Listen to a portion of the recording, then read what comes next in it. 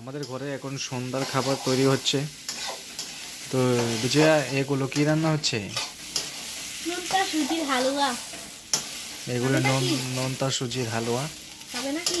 সুজি দিয়ে, কাঁচামরিচ দিয়ে, সামান্য একটু লবণ দিয়ে, একটু চিনিও দিয়েছি, ঘরোয়া পদ্ধতিতে সুজির হালুয়া। খুব সুন্দর কালার হয়েছে। দেখুন রাঁধুনি।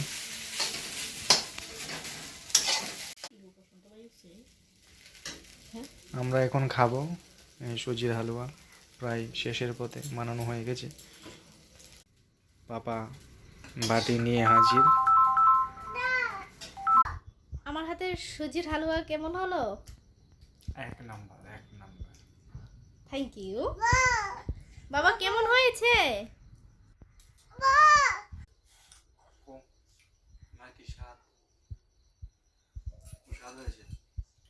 ও না, স্বাদ হয়েছে?